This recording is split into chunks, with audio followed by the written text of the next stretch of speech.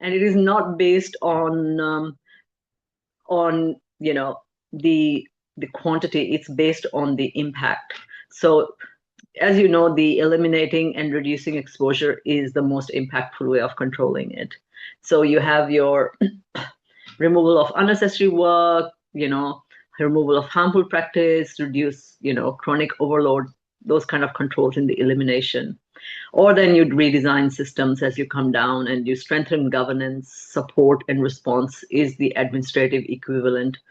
And then you have the train individuals to cope, where resilience programs, well-being programs, EAP come. So, and it's an unfortunate part that when we talk of psychosocial, people tend to talk about all these the very low level controls rather than about design, about support and response, all of that.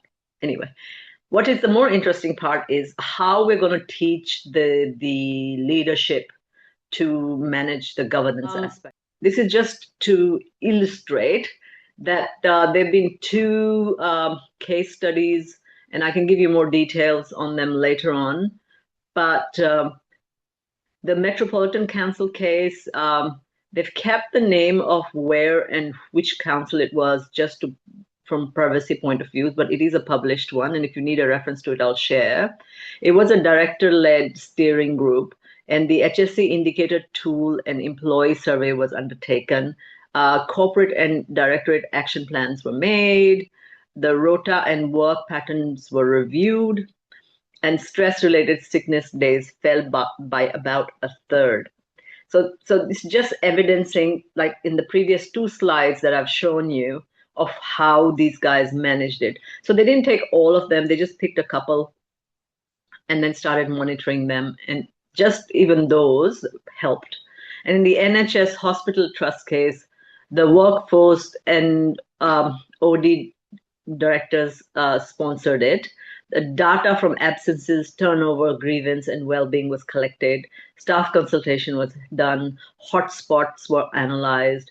Unions were involved. And this reduced the sickness, absence, and improved communication patterns.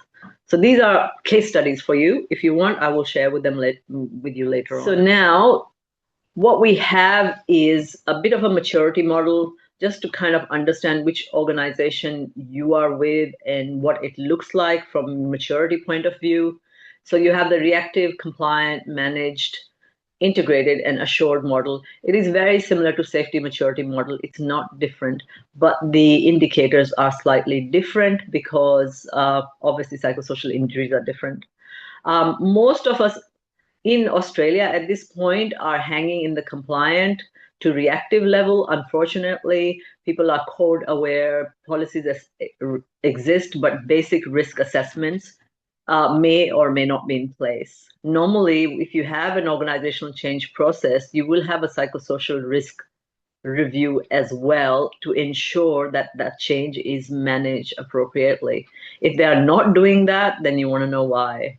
Where do workers have low influence over worker that affect them? So you're looking at agency, different power, difference in the level of power between employees. What conduct patterns are tolerated, repeated, poorly, closed? Yep.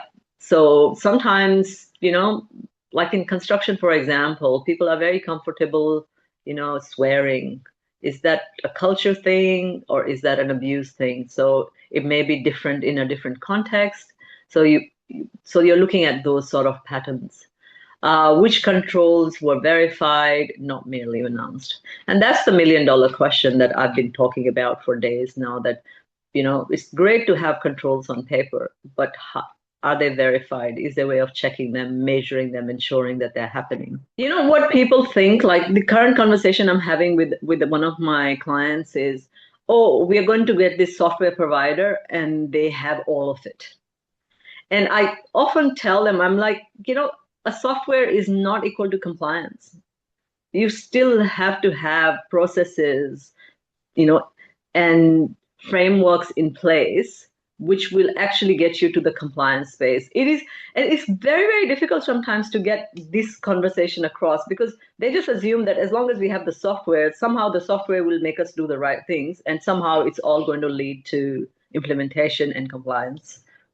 But realistically, unless you have the governance in place and the frameworks in place, you can get whatever software. You may or may not be compliant.